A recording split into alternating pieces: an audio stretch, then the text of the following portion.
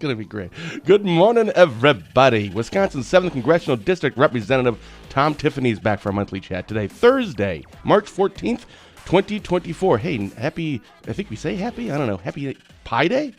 Isn't it Pi Day? It's Pi Day. 3.1 foot, right. For DrydenWire.com, I'm Ben Dryden, and you're watching DrydenWire Live, presented by Americans for Prosperity Wisconsin. AFP Wisconsin works to reignite the American dream and break down government barriers that hold us back from our full potential. Find an event near you at afpwisconsin.com and join AFP to fight for more freedom for all Wisconsinites. Congressman Tiffany joins us for half an hour on the second Thursday of every month. I'm not sure we'll make it a half an hour. We'll get to that in a second. To talk about all things going on in Washington, D.C., and, of course, the 7th CD. Tom, good morning. I've seen you with a lot of different backgrounds. You've been on the show from the southern border to D.C. to your basement. I'm not familiar with that background. Where are you this morning? So I'm in a secure location. We took the TikTok vote yesterday, so taking all precautions possible. Love it. Absolutely love it. Yes, good morning. Thanks for coming back on. I know we missed last month. You were gone somewhere doing something for work last month, and we couldn't reschedule on our end, so that was the first month we've missed in a while. But, let's start right there with, you had said TikTok. That just happened, I think, yesterday. The House voted. For people who don't know what's going on, fill them in what's going on and what happened yesterday in the House. Yeah, so TikTok is owned by a company called ByteDance in communist China, and the communist Chinese government controls ByteDance. In fact, I think they own a significant part of it. And they've been harvesting data from users, including here in America. Very popular application, especially with young people. And but all of their information is hoovered up, and they use that to plug into their algorithms. And that's really to me, is kind of the key things in regards to us saying the bill does not ban TikTok. It says, TikTok, you have to divest yourself from ByteDance, the parent company, because ByteDance is controlled by the communist Chinese. So divest yourselves within, 180 days, something like that, and then be controlled by other people, and then you can continue to operate in the United States of America. This morning on CBS News, I forget his name. He was I think it was like Nick Thomas or Thompson. He was a former CEO of Wired. I think he's now started something else. I can't remember what it was, The Atlantic, perhaps. But he was talking about this a little bit regarding what are the actual concerns, and is this a political thing, is it not? And it's like, well, not from like a Republican and a Democrat point of view. When most people think, is it political, they think of those two sides. But this is more of a United States and a Chinese thing. And he kind of touched on what you were just saying. It isn't necessarily that they can track where Americans are, which that's a thing. If you're on TikTok, they can see where people are, at least 170 million Americans. That seems to be how many people that are on TikTok in America. But it's actually more of the being able to change like an algorithm. So maybe all of a sudden start pumping up and showing in news feeds on TikTok things are anti-Taiwan, for example. So it starts to kind of change the opinions of younger Americans or people that are on TikTok, but you're right, typically more younger. And that was the biggest concern. Do you share that concern? Yeah, I think it's the manipulation that is really a big problem here. And so now, ultimately, the bill is not about censoring First Amendment rights of people to have free speech. We allow people to generally share speech in America. It is the control of the application by the communist Chinese government, and them being able to pump in what is really toxic information. By the way, the communist Chinese government does not let a number of our companies be able to share their applications in China. Some of the stuff that you see on TikTok, they would never allow their people to be able to see, but they're sure as heck willing to let the American people see it. And they will not share the algorithms, the data, the information behind the algorithms. They will not share that with the American people. So to me, them hiding that really critical part of all of this, the algorithms that decide the information that is going to be sent to people, them not being willing to have that open and shareable, tells me they've got a lot to hide. This was something that I believe Donald Trump, I think he was still the president when he had brought this up. I think it was like 4 years ago-ish, give or take, about concerns with TikTok. But now it seems as though it's, well, hold on. Do you know where, is this speaking of the political aspect of this, is this a bipartisan thing? Is this a Republican thing? Is it a Democrat thing? Is the president on board? Obviously, we have an election cycle coming up here, of a presidential election cycle coming up. Is this a Biden's for or against, a Trump's for or against? Is it going to turn into a political thing, or is everyone kind of behind this one? Yeah, the vote was like 350 to 70 in the House. The Senate has a very uncertain path of whether it's going to be able to pass. Senator Schumer, the majority leader, has made no commitments to move this bill. President Biden said he'll sign it if it comes before him. So we'll see what happens there. But it was a bipartisan vote yesterday in regards to TikTok in the House. That's weird. How many people did they do a vote on how many people in the House actually have used TikTok? No, I do not know what that information is. But the other thing that I would add in regards to this, Ben, is that um, the opponents of the bill, I think brought up some good arguments in regards to people's civil liberties, and I share some of those concerns. But I believe we need to go after Section 230, which was passed back in the late 90s in regards to the Telecommunications Code, which broadly shielded these social media companies from liability. We need to go back. It's much like the vaccine makers. I think we need to go back and look at those liability shields. That's where I would like to go next, to make sure that these companies are responsible for what they are doing out there. Quick example, Facebook, vice president a few years ago of Facebook, he proudly said, yeah, we help facilitate illegal immigration into America. We allow our apps to be used for that. To me, that's a violation of the law. And I believe they should be held liable for that. And they now have those protections. So I think there's work to be done in this area to make sure that we protect people's civil liberties, which I believe strongly in doing that, but also making sure that that there are not liability protections in place that allow them to act with impunity.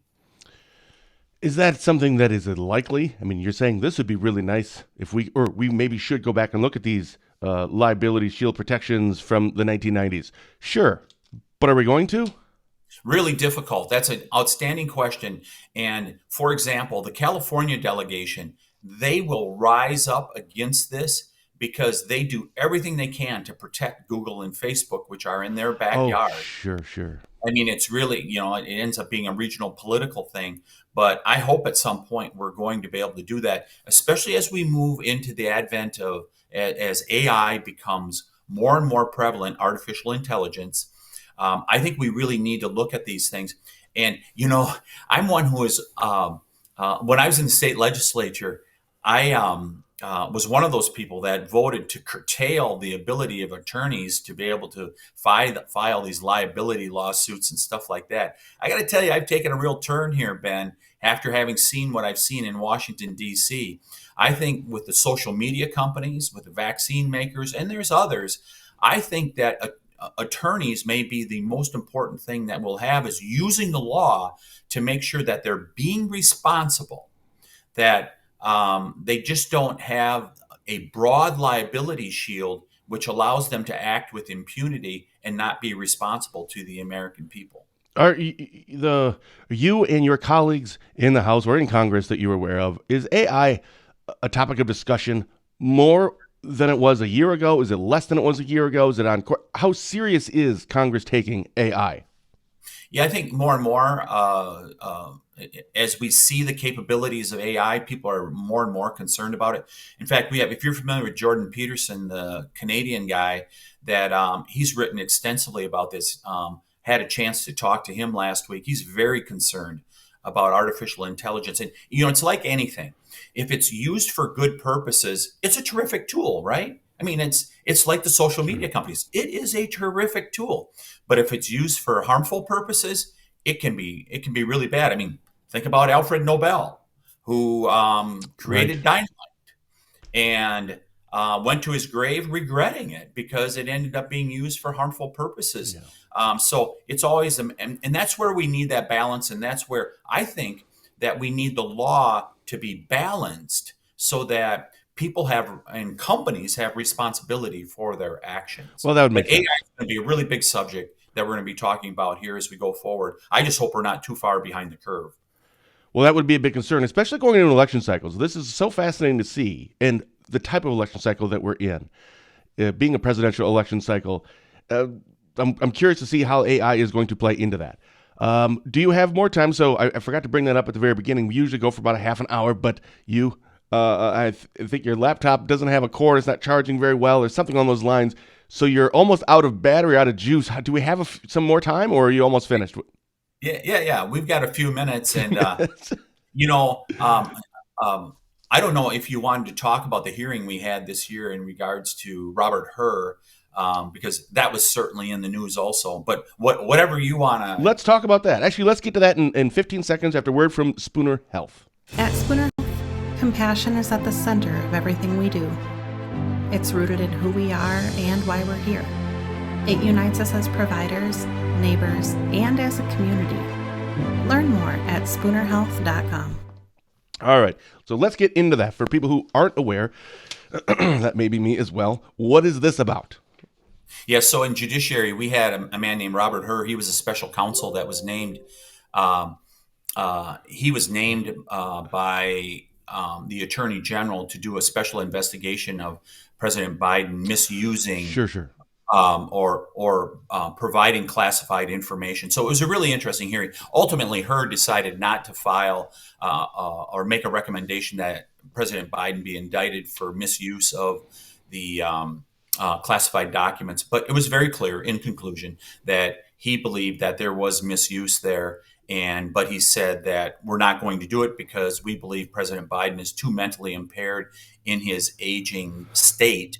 Right. That a jury would not convict him. So it was really interesting because people like Adam Schiff and Eric Swalwell on the Democrat side really went after him, saying this was very provocative, what you wrote in this report in regards to President Biden's failing mental faculties. And then you had people on our side going after him saying, why didn't you recommend an indictment? He misused classified information. Anybody else would have been charged. So it was a really interesting discussion.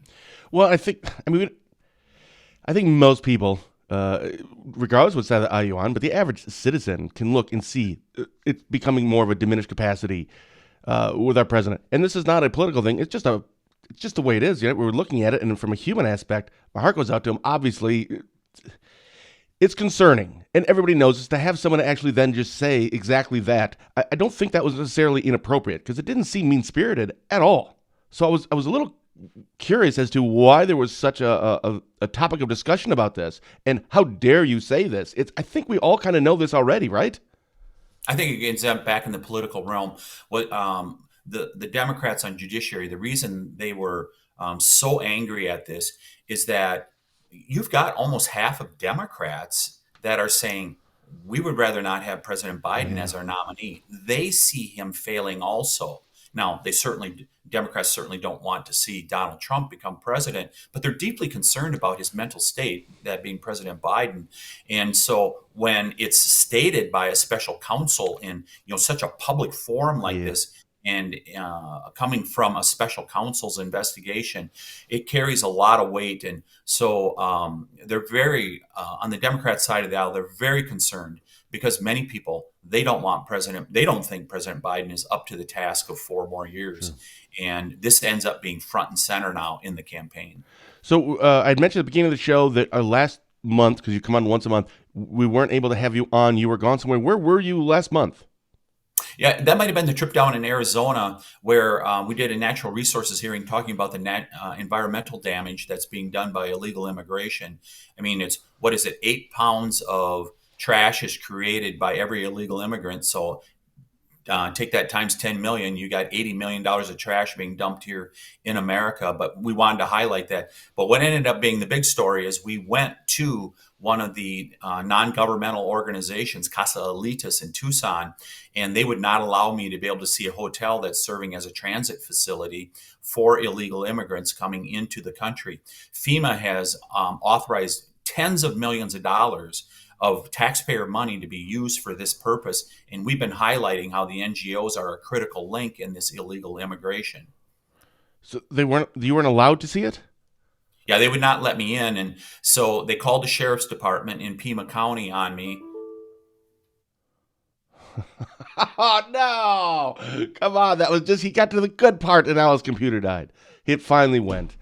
Well, yeah. So in case you missed it, we knew that it was only going to be about a 15, 20-minute long show because he has a laptop in a hotel where he is right now. And he knew it was dying. No, Renee, I'm not going to sing. We knew it was dying. Well, nuts. That was so close. I wanted to hear the end of that story. I think he's texting right now. He is, yeah. That's it. Sorry, that's what he said. Well, thank you, Tom, for coming on.